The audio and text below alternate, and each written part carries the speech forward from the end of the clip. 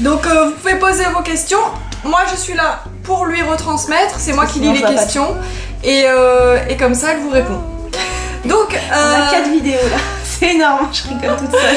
Donc alors, moi j'ai une question de demoiselle qui m'a écrit sur Instagram la dernière fois parce qu'elle est végétarienne. Oui.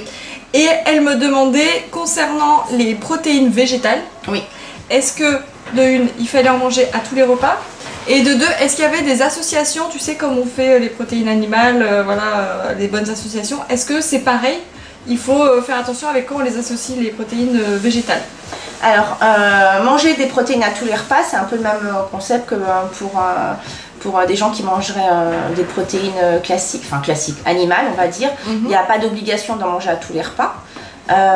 Simplement ça dépend de vous, ça dépend effectivement de votre morphotypologie, ça dépend si vous êtes un grand sportif, là effectivement il faut des protéines à tous les repas, mais c'est vrai, hein, ça dépend, c'est pour ça que c'est compliqué de répondre à des questions comme ça, parce que c'est vraiment en fonction de qui vous êtes. Après les bonnes associations, oui clairement, alors il y a des gens qui diront un peu tout et leur contraire, clairement, nous en tout cas ce qui nous a été enseigné, c'est qu'il faut mélanger pour faire une protéine, on a un petit peu de deux styles d'acides aminés dans les glucides et dans les protéines végétales, et l'association fait un peu le simili d'une protéine animale. Donc c'est bien d'associer les deux ensemble. Après il faut effectivement écouter, hein. Bon, moi je dis bonjour aussi, il faut écouter votre digestion, est-ce que vous digérez bien, et si c'est pas le cas, peut-être voir si c'est pas mieux de dissocier. L'ensemble est intéressant, mais si vous les mangez, certains disent qu'en les mangeant dans une même journée, finalement ça arrive à le faire aussi en termes de digestion, parce on met quand même longtemps en alimentation, par exemple, dans l'estomac, notre digestion quand elle arrive dans l'estomac, elle peut rester 4 à 6 heures. D'accord. Donc si on mange quelque chose derrière, finalement, est-ce que ça se mélange pas, je ne vais pas les disséquer, mais ça peut se faire aussi. D'accord. Donc on peut très bien s'en passer par exemple le matin et en manger midi et soir. Par exemple. Tout à fait, oui c'est possible. Hein. Okay. Mais c'est intéressant de manger des protéines le matin quand même, mais on peut varier avec du gras. Oui. Voilà. D'accord, donc protéines, on résume. Faut résumer. Ouais. Tu me dis si je me trompe? Ouais, vas-y. Protéines à tous les repas, oui. Si on en a besoin, qu'on fait du sport, qu'on en a besoin énergétiquement, et qu'on a aussi besoin de se sentir calé ou rassasié. Ou si on a une mauvaise assimilation. En plus. Voilà. Ah oui. Et comment on sait si on a une mauvaise assimilation des protéines? La meilleure façon de le savoir, c'est de faire une analyse. Hein. D'accord. Donc là, c'est un bilan sanguin. Exactement, de regarder un petit peu si on peut manquer, par exemple, ça va être le cas pour la viande rouge, on va souvent regarder quand on passe sur les lentilles si on a effectivement un bon taux de fer, etc. Donc c'est intéressant de faire un bilan un petit peu des minéraux et de regarder un petit peu comment ça se passe, des vitamines. D'accord. C'est toujours intéressant qu'on change de régime et qu'on passe à autre chose. Ok, ça marche. Ensuite, est-ce que vous avez des questions? C'est moi qui... Elle me pique mon travail. Alors les filles, et les garçons, des questions. Je dois reprendre le boulot, j'espère qu'il y aura une prochaine fois. Ok, merci. On n'a pas de réponse à faire. Bonne journée. C'est dingue, les gens ont plein de questions quand on n'est pas dispo, et quand on est dispo... Ils posent plus de questions. Bah moi je peux faire un monologue après, hein, où j'explique ce que c'est la naturo. Quand manger les fruits? Hors des repas. Clairement hors des repas. Alors pas hors des repas, tu entends quoi? C'est combien de temps? Hors des repas, c'est soit 15 à 20 minutes avant un repas, soit carrément hors des repas, sachant que l'endroit le plus intéressant c'est vers 17h, au moment où on fait le pic de sérotonine, donc c'est l'hormone du bonheur qui est précurseur de l'hormone du dodo, la mélatonine. Et donc le top c'est pour le goûter. Le top c'est pour le goûter, et sinon éviter le matin peut-être direct. Bon après ça dépend, on n'a pas tous le même pic d'insuline, mais l'insuline est plus sensible le matin, donc il fait chaud. Donc du coup c'est plus intéressant. En tout cas quoi qu'il arrive, pour résumer, hors des repas. Je n'arrive pas à faire de sport avec cette chaleur, comment faire? Alors il y a la climatisation mais c'est pas très écolo. Il y a oui c'est ça. Il y a faire avec la Warrior à côté, et il y a tout simplement faire de l'aquagym ou aller dans des piscines si vous n'êtes pas à Paris, ou alors si à Paris, moi j'ai des souvenirs parisiens, faites-le hors effectivement des moments où c'est mon instinct ça. Je sais pas, hors des moments où il y a de l'affluence. On a Anne qui nous fait le ventilo. Donc pourquoi les fruits hors des repas? Parce qu'ils se digèrent très rapidement, et qu'en fait du coup ça va emmener tout votre bol alimentaire dans vos intestins non digérés, donc ça peut faire des ballonnements, souvent les gens ont le ventre qui gonfle, après ça peut faire un peu des putréfactions, enfin c'est pas très intéressant pour les intestins en fait. Donc là, on a une question. Je ressens une oppression à la poitrine et j'ai du mal à respirer. Mon médecin me dit que c'est dû au stress. Je ne sens pas stressée. Il dit que c'est peut-être inconscient. Est-ce que tu as des conseils? Bah là, clairement, faire un bilan naturopathique, c'est moi, quelqu'un d'autre, mais c'est clairement très difficile de répondre. Est-ce qu'effectivement, moi par exemple, je prends le cas de la lombalgie, la personne qui vient me voir pour une lombalgie, d'abord je vais voir si elle a été manipulée l'appareil, voir s'il n'y a pas eu tout simplement un écrasement ou quelque chose. Donc ça peut être aller voir un ostéopathe. S'il n'y a rien de fonctionnel, prendre rendez-vous avec un naturopathe pour voir si effectivement il y a un stress inconscient, ou si ça peut être autre chose. Mais là, comme ça, l'identifier, c'est un petit peu compliqué. Ok, ensuite, conseil pour les gens qui font de la rétention d'eau. Rétention d'eau, alors ça effectivement c'est souvent héréditaire, c'est accentué avec la chaleur, c'est accentué avec une mauvaise alimentation salée, ça accentue si vous fumez, enfin voilà, il y a des facteurs qui effectivement favorisent la rétention d'eau. Il y a des plantes type la vigne rouge, le pilosel qui sont un petit peu efficaces. C'est quoi le pilosel? Pilosel. Voilà. C'est en quoi? En infusion, en gélule? Moi je les mets en cantis. Alors en fait c'est des EPS phytostandardisés, des extraits de plantes phytostandardisés si je me souviens bien. Et en fait du coup elles sont très puissantes et elles agissent mieux qu'effectivement les gélules qu'on peut acheter même dans des magasins bio. D'accord. Donc voilà. Il y a ça, il y a effectivement le fait, ça peut être porter des bas de contention, ça peut être mettre les jambes en l'air, bon ça c'est les classiques, faire de l'aquagym pareil pour faire tous ces mouvements là. Et il y a la Yocol. Qui connaît la Yocol? Comment tu l'écris? Alors c'est Y-O-K, il me semble 2-O-L. C'est l'histoire des bains dérivatifs, donc c'est France Guilin qui l'a remis au goût du jour. Elle n'a rien inventé en tant que tel, c'est très très vieux. Sauf qu'elle a eu la bonne idée d'en faire sous forme de serviette hygiénique. L'idée, on a Anne qui nous fait l'air.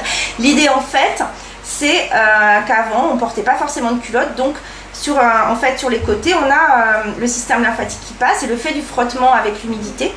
Elles vous le raconterez sûrement mieux que moi parce que je ne suis pas la professionnelle dans ce domaine-là, faisait un frottement, il faisait circuler en fait la lymphe qui elle ne fonctionne pas toute seule.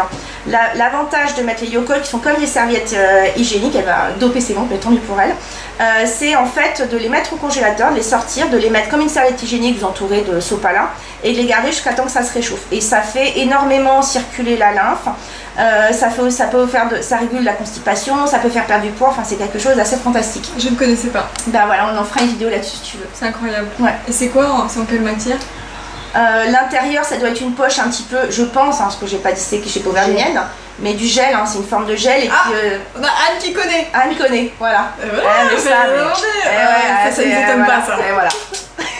Ok, donc ça c'est génial pour ça, c'est vraiment la le rétention d'eau. Après, effectivement, il faut faire des mouvements, des pédalos en l'air et aller nager. Ça, c'est vraiment le top, c'est d'aller nager. Ouais.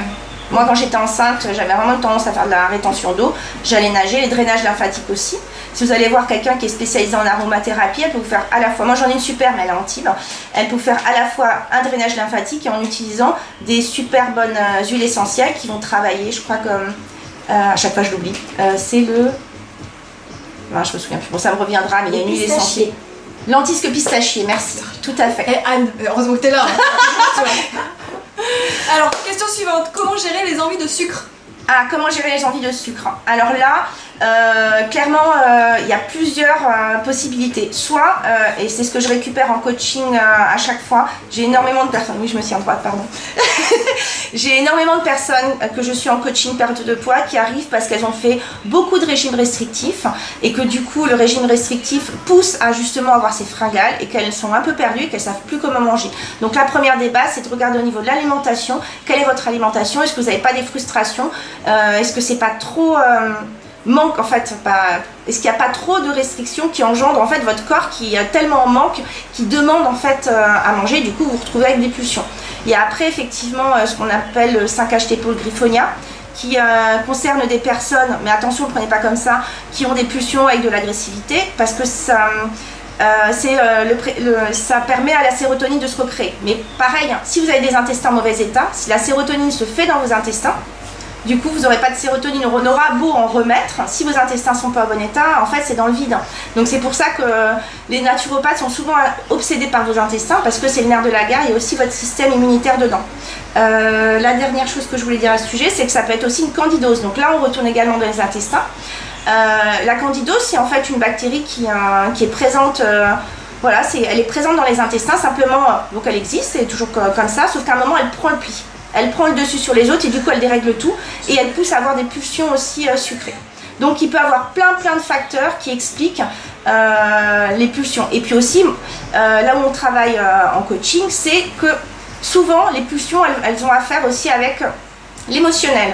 Je ne peux pas toujours aller dire que je suis pas d'accord, je peux rarement péter la tronche de mon boss, c'est quand même compliqué, ou dès que quelqu'un me fait une queue de poisson, descendre et m'énerver. Donc du coup on prend sur nous et souvent on compense après par notre moment de pause qui est fait avec des choses gourmandes et qui vont récompenser. Donc il y a toute cette déconstruction qui est à faire et que moi je fais en coaching perte de poids. Voilà. Okay. Que penses-tu du jeûne thérapeutique? Bah, je trouve que c'est bien. Clairement, après, je pense qu'il faut être suivi, il faut être encadré. Mais je pense que toi, tu l'as testé, toi, tu l'as testé sur ta maman. Oui. Voilà. Et tu as eu des résultats spectaculaires. Oui, spectaculaires.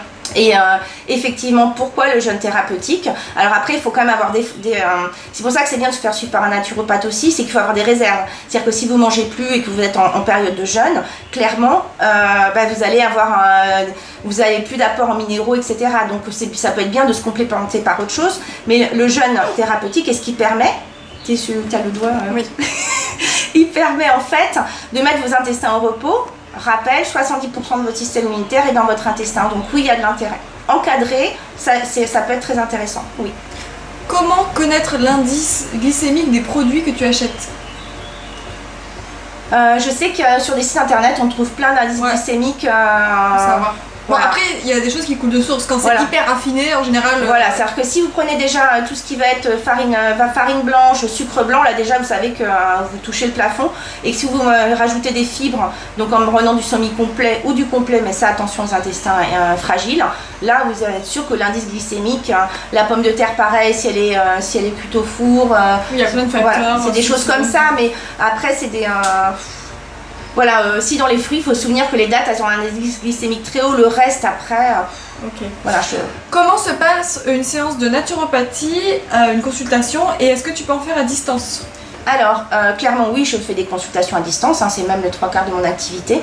Ça se passe en fait comme une consultation classique, donc l'idée c'est de savoir quel est évidemment le motif et faire le tour, c'est-à-dire qu'on va aller chercher dans tous les domaines, que ce soit la santé, vos antécédents médicaux, ceux de vos parents, quel est votre travail, comment vous vous sentez, est-ce que vous avez, comment va votre système digestif, est-ce que vous dormez bien, donc on fait un A360 sur votre vie pour essayer de. Ok, vous avez des symptômes et l'idée c'est de trouver la cause. Parce que si on trouve la cause, c'est terminé. Je prends l'exemple d'une lombalgie que j'ai traitée, voilà, où ça se passe plutôt bien.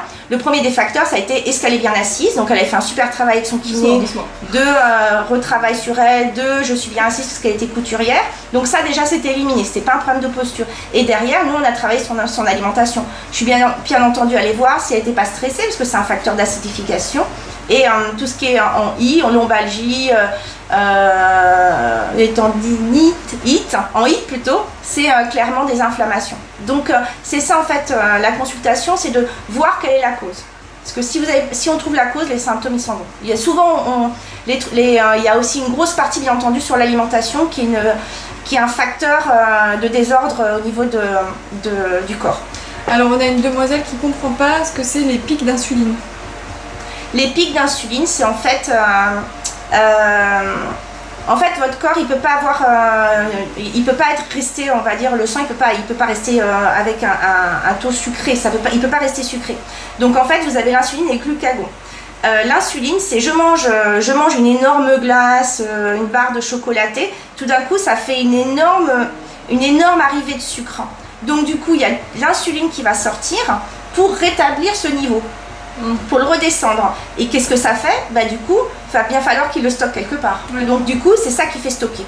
À l'inverse, quand on est du coup, ça fait une hyperglycémie. Et puis comme il redescend d'un coup parce qu'il régule, c'est une hypoglycémie. C'est la fameuse, pour certaines personnes, je mange une glace, c'est super. Et puis 2 secondes après, j'ai un coup de barre monumental. Ouais. Et le glucagon fait l'inverse. C'est sur des gens qui effectivement vont aller taper dans leurs réserves. D'accord. Voilà. Ok, est-ce que c'est bon pour les intestins une cure de jus maison? Bien sûr. Alors oui, clairement, surtout si vous avez des intestins fragiles, l'intérêt c'est de faire une cure avec un extracteur de jus. Puisqu'il n'y a pas de fibres, donc du coup vous allez risquer pas d'avoir des fibres qui irritent votre intestin, mais bien sûr, c'est intéressant. Ensuite, je suis pécétarienne, on m'a déconseillé de manger plus de 3 œufs par semaine. Pécétarienne? C'est-à-dire qu'elle mange que du poisson, enfin pas de viande quoi. D'accord. Plus de 3 œufs par semaine. Alors, c'est pas beaucoup, hein. Moi ça me semble pas fou, c'est plus en général les sportifs qui prennent énormément de blanc tous les jours, ils prennent 4-5 blancs, où là effectivement j'ai vu un sportif comme ça qui avait un énorme problème avec, au niveau du pancréas, c'était marqué dans son œil, mais 3 œufs par semaine. Alors après, bon, au pire, si vraiment, il faut être à l'écoute de votre digestion. Est-ce que vous les digérez bien? Est-ce que ça se passe pas bien? Est-ce que vous êtes lourde? Est-ce que derrière vous êtes fatigué, etc. Mais sur le principe, ça me semble pas fou, 3 œufs par semaine du tout. Ok, le lait soja est-il mauvais pour la santé? Alors, je vais répondre, c'est la dose qui fait le poison. Donc sur le principe, non. Il y a des études qui se contredisent entre elles, c'est-à-dire qu'il y en a qui vont dire au contraire, y compris dans les cancers hormonodépendants, c'est conseillé, etc. Regardez au Japon, il y en a très peu, etc. Et puis il y en a d'autres qui disent surtout pas, parce que ça influe sur les hormones. Dans le doute, on n'en mange pas non plus, enfin on n'en boit pas tous les jours, mais je vois pas, si vous en prenez une fois de temps en temps, quel est le problème, hein. C'est pas non plus un McDo. Que penses-tu de l'huile de coco à manger? Ah, on est d'accord. Ouais. C'est-à-dire que l'huile de coco, moi la première, je suis très friande un peu tout ce qui est nouveauté. Moi la première, quand l'huile de coco est arrivée, j'en ai pas mal parlé parce que je trouvais que c'était génial. Simplement ce qui m'étonnait, c'est que je la trouvais très, très lourde. Donc je me disais c'est quand même des acides gras saturés. Donc je me dis comment elle peut être hyper intéressante. Alors toute chose mesurée, je pense qu'elle reste très intéressante pour faire cuire, parce que de toute façon, quand on fait cuire et qu'on met de l'huile, vaut mieux en prendre une qui résiste à la chaleur plutôt qu'en prendre une qui est très fragile et qui va se transformer en acide trans. Ouais. Maintenant, de là, en manger des cuillères comme ça reste du gras saturé. Moi, j'ai remarqué que quand je cuisinais, par exemple, les pancakes et tout avec, ça brûlait tout de suite. Ça noircit tous les... Ouais, moi je cuisine pour la cuisson, moi j'utilise pas trop, j'utilise vraiment parfois par gourmandise dans un petit dessert. Moi du coup je mais pas à utiliser, voilà. Moi j'utilise sur mes cheveux, je reconnais maintenant. Oui, moi aussi j'utilise en externe, mais cheveux, peau... Pourquoi pas, je veux dire, voilà, c'est pas non plus c'est marrant parce que je disais que j'ai plus quelqu'un justement en a parlé sur ce sujet. Pourquoi pas en prendre de temps en temps, il n'y a aucun souci. Maintenant prendre par cuillère, etc. Bon, alors on dit que ça soigne aussi la candidose, moi j'ai pas vu d'études dessus, mais effectivement il y a des études qui sembleraient sortir. Moi c'est un professeur qui m'en a parlé, qui irait à contredire le fait que ce soit une huile exceptionnelle et que ce serait plus du marketing. Moi j'ai pas encore vu d'études, donc c'est pour ça que je fais un bémol. Dans le doute qu'on n'a pas d'études très claires, c'est pourquoi pas, mais pas non plus à manger des cuillères, c'est du gras. Allez plutôt prendre de l'huile de lin, des graines de chia, enfin voilà, des choses qui, là où on sait qu'il y a plein d'oméga 3, que l'oméga 3 est anti-inflammatoire et que là, c'est, comme on dit tout le temps, l'inflammation, c'est top pour votre corps. Ok, une autre question, on a une demoiselle, sa maman a une sciatique. Est-ce que aller voir une naturopathe, ça peut l'aider ou pas? Oui. Oui, c'est une inflammation. Alors pareil, il faut regarder, nous on ne déplace pas les nerfs, ça c'est le boulot d'un ostéopathe. Donc la première des choses c'est d'aller voir un ostéopathe, de voir si effectivement il n'y a pas un problème, de voir aussi parfois on peut avoir une différence de pied, enfin voilà, tout ce qui va être vraiment du domaine de structurel, d'aller voir s'il n'y a pas un souci. Après, c'est une inflammation. Donc est-ce que cette inflammation elle est due à un frottement qui est du coup parce qu'il y a une mauvaise posture, etc. Et ça, c'est pas notre domaine. Par contre, s'il n'y a aucune chose au niveau ostéopathie, ça peut être intéressant parce que c'est signe d'inflammation. Donc là, on va regarder sur son alimentation, sur son niveau de stress et on va la complémenter, entre guillemets, pour rétablir, sachant qu'il va falloir aller chercher la cause. Donc si c'est son boulot qui est hyper stressant, nous, on peut la complémenter autant qu'on veut. Si son boulot reste hyper stressant et qu'on n'arrive pas à travailler sur comment prendre du recul, comment essayer de mieux faire les choses, elle restera stressée, l'inflammation viendra. D'accord. On a une question concernant l'acné hormonal. Oui. Donc une demoiselle qui a arrêté la pilule, oui, qui a arrêté le gluten, qui a arrêté le lait et qui a quand même malgré tout une poussée d'acné et qui ne sait pas comment faire. Est-ce qu'elle a fait un bilan hormonal pour voir un petit peu où elle en était de ses oestrogènes, progestérone, etc. Alors on va lui demander, as-tu fait un bilan hormonal? Je ne sais plus son pseudo. Bon, contre l'acné hormonal, c'est... Je la vois. C'est... Pauline, est-ce que tu as fait un bilan hormonal? Voilà, réponds-nous. En attendant, on pose l'autre question. Est-ce que c'est dangereux de manger beaucoup de protéines? Dangereux, oui et non. Alors oui, si on parle de certains régimes hyperprotéinés, clairement le régime du Schmoll, il était hyper dangereux pour les reins. Clairement. Ouais. Donc ça, les reins, il faut quand même qu'ils éliminent. Les shakers et tout ça. Ouais, moi je suis pas trop pour. Après c'est la dose qui fait poison, vous avez envie de temps en temps, mais il faut bien regarder la composition. En général, il y a toujours du sucre caché. La dernière fois, j'en avais vu un vegan parce que j'avais une de mes patientes qui en parlait. Il y avait des excitants type du guarana, du thé, etc. Pour justement aider à la perte de poids. Bon, ça veut dire que tous les jours vous prenez ces trucs-là. Ça fait beaucoup, ouais. Moi je trouve que ça fait beaucoup. Qu'est-ce que tu penses des produits lacto-fermentés? Je trouve ça super, c'est des probiotiques naturels, donc prébiotiques naturels. Je trouve ça très bien. Par contre, parfois ça peut faire un peu gonfler le ventre pour ceux qui ont effectivement des intestins. Voilà. Mais ça fait travailler. C'est le comment ça s'appelle la boisson là, le kombucha. Kombucha, voilà. Ouais. Et moi aussi. Ou kéfir. Et moi aussi j'ai beaucoup. Fermenté. Ah, c'est super ça. Tiens, regarde, Anne, va chercher dans le frigo. S'il te plaît. Tu vas voir, j'ai betterave. Vous devriez voir l'arrière. On a gentiment qui nous fait de l'air parce qu'on en peut plus. Comment gérer un syndrome du côlon irritable et une inflammation de l'intestin? Alors là, moi c'est pas ma spécialité. Clairement, il va falloir refaire la barrière intestinale. Étagère du milieu.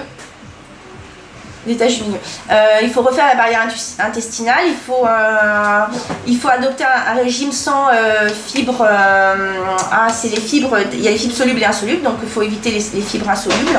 Et c'est vraiment un travail sur reconstruire la barrière. Ça peut être au départ, normalement on donne des sachets, ça peut être une pointe de couteau pour refaire cette barrière intestinale. D'accord. Donc voilà. Ok. Changer de place. Ok, ça marche. Est-ce que l'alimentation peut-elle influencer l'humeur? Bien sûr. Clairement, il y a une étude qui a été faite, sur des souris. Je parle du sucre blanc, sur des souris. Ouais. On les avait rendus addictifs à l'héroïne et au sucre blanc. Et clairement, quand on les a remis et qu'on leur a mis les deux choix, ils allaient vers le sucre et ils n'allaient pas vers l'héroïne. Donc le sucre est clairement plus addictif que l'héroïne. Donc bien sûr que ça peut jouer sur l'humeur et rendre nerveux et justement d'avoir ces besoins. Il faut manger quoi pour être de bonne humeur? Comme nous. Il faut manger équilibré, il faut surtout... du citron, elle nous dit. Le citron, c'est le fruit de la joie. C'est le fruit de la joie. Le citron, c'est le fruit de la joie. Oui, alors pour ceux, le citron le matin pressé, pour ceux qui ont les yeux clairs, qui sont plutôt un petit peu rétractés, c'est pas du tout une bonne idée. Voilà. Mais après... Donc plutôt pour les gens qui sont mat de peau et qui non, ont... non. Voilà. Non, des gens qui vont être, on appelle ça sanguino, 2 par 2, ça lui ferait du bien. D'accord. Voilà. Non, moi j'ai arrêté le jus de citron le matin, ça ne réussit pas du tout. Ouais, non mais c'est pas, ça déminéralise. Alors une fois de temps en temps, ça fait quand même du bien au foie, on est d'accord. Hein. Mais une fois de temps en temps, c'est pas tous les jours. Voilà. Ok. Quel complément alimentaire lors d'une transition végétarienne? Quand tu deviens végétarien, est-ce que tu as besoin de compléments alimentaires le temps que ton corps s'habitue à ne plus manger de produits animaux? Alors, clairement, c'est là où ça redevient intéressant de faire des analyses pour voir un petit peu où on en est, pour voir comment on assimile, etc. Les végétariens, on va dire plutôt les végétaliens, c'est la B12 qui va manquer. B12, voilà. Les végétariens, s'ils se complémentent bien, enfin s'ils font des bonnes associations, qui mangent de tout, etc. Là, il n'y a pas de raison pour que du coup, il y ait un problème. Mais moi, je dis, le mieux pour savoir, c'est de faire un test. Je commence à changer. Je me fais entourer pour faire mon changement. Il y a des groupes qui existent très bien, mais prendre un rendez-vous pour voir effectivement comment bien se complémenter, ça peut être aussi intéressant pour ne pas faire n'importe quoi. Et faire de temps en temps demander à son médecin de faire des analyses pour voir où on en est de nos différents taux. Là, on n'aura pas mieux en termes de réponse. D'accord. Est-ce qu'une naturopathe peut faire quelque chose pour l'eczéma? Oui.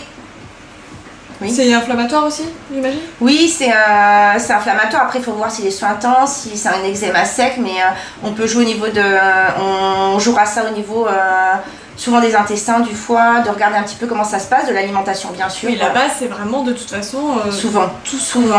L'alimentation, les intestins. On ne verra jamais assez.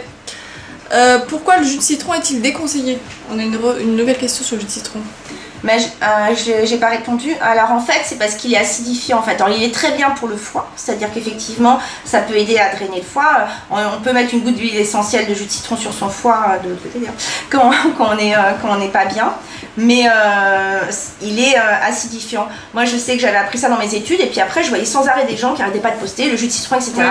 Donc moi je me remets pas mal de questions. Le bicarbonate de soude. On entend. J'ai pas de... Oui, j'ai pas d'avis frais que je regarde. De l'eau, c'est très mais bien. Ouais, enfin... Pourquoi chercher compliqué? Pour terminer sur le jus de citron, en fait, donc voilà, il y avait, moi j'avais vraiment appris ça, puis je voyais tout le monde qui le mettait, donc je me suis dit bon, et d'autres, je voyais certains naturopathes qui en parlaient aussi, donc je me suis dit bon, ok, peut-être que finalement c'est deux points de vue diamétralement opposés, et en fait j'ai relu un livre de Daniel Keffer, qui est quand même un ponte en termes de naturopathie, qui a l'école Sénato. Donc pour ceux qui connaissent un petit peu les écoles, c'est quand même une école qui a une très bonne réputation et qu'il remettait de bien dans son livre qu'effectivement non quoi. Non, c'est vraiment pas pour les yeux clairs, certainement pas pour les gens qui sont déminéralisés. Et depuis, en regardant mieux peut-être, je vois d'autres naturopathes qui en parlent. Donc on est tous là-dedans. Et après, c'est effectivement tous là-dedans. Enfin, moi, en tout cas, ça m'a renforcé dans cette idée-là. Et puis après, il faut le tester sur soi aussi, voir comment on se sent. D'accord. Voilà. Ok. Quels sont les bienfaits de la levure maltée? Alors ça... Tu sais que moi j'en prends sur toutes mes salades tous les jours. Faudrait que je regarde. Hein. Là c'est une colle, je me souviens plus, je connais pas tout par cœur. C'est riche en vitamines, en protéines, oui, en ça. Minéraux. C'est du plus en fait. Pour moi voilà, mais à part ça, dire autre chose que effectivement c'est riche en vitamines, en minéraux, voilà, que c'est intéressant à varier avec plein d'autres, ce qu'on peut appeler super aliments, en particulier. Voilà, il y a levure de blé, c'est pour les cheveux, etc. Mais là, ouais. Alors il y a des gens qui sont intéressés, il y en a pas mal, pour eux-mêmes se former en naturopathie. Oui. Comment savoir si la formation est bonne? Par exemple là je vois qu'il y en a qui en ont vu sur Groupon. Est-ce que c'est l'arnaque? Est-ce que c'est le bon plan? J'aime pas l'idée de Groupon, mais je me trompe peut-être parce que je suis pas allée voir. Qu'est-ce qu'il y a les critères en fait? Alors les critères, il y en a qui disaient qu'il fallait que l'école soit à Fenaman, mais moi typiquement j'ai fait l'IFSH et le directeur de mon école s'est fâché avec l'association, donc on n'en fait pas plus partie, pourtant on y était et notre école elle est très bien. Il y a des écoles qui sont assez connues et reconnues. Moi je vous conseille d'aller aux Portes Ouvertes, pour si c'est pas par correspondance. Alors correspondance, bon aussi, à voir. En tout cas moi mon école par correspondance, je fais pas de la pub là-dessus, parce que c'est trop complexe, il faut vraiment avoir quelqu'un qui est là. D'aller rencontrer, de surtout pas hésiter à aller parler en fait aux anciens en fait qui ont là justement avec Instagram. Moi j'ai fait l'IFSA, je vais tomber quelqu'un qui a fait les Sénato, les Supnat, et après c'est en fonction de vous. Moi j'ai beaucoup aimé mon école parce qu'elle a une belle ouverture d'esprit, que la première année est vraiment très très intéressante et très complexe. Donc moi j'avais la chance d'être en reconversion à cette époque là, donc je faisais que bosser en fait toute la semaine sur ce qu'on avait appris. Après, il y en a qui vont être plus psychorigides, moins psychorigides, et c'est vraiment en fonction de comment on le sent. Je pense qu'il n'y a pas de raison qu'il n'y ait pas de bonne base dans toutes les écoles. Simplement, effectivement, il se peut que la naturopathie soit reconnue un jour. Alors quelque part, devrait arriver, oui, je pense. Ça devrait arriver, c'est bien, et en même temps, c'est moins bien parce que du coup, ils vont, je pense, nous embêter au niveau de l'aromathérapie. Mais je sais plus ce que je disais. Mais oui, donc je sais qu'il y a certains naturopathes qui proposent des formations eux-mêmes. Alors sur le principe, c'est sûrement top, c'est en petit comité, etc. Mais est-ce que celles-là seront reconnues? Ça, j'ai un doute par contre. Ok. Voilà. Que penses-tu du jus de fruits le matin? Moi, je suis pas pour. Parce qu'on est sur un indice glycémique, n'importe quoi, un pic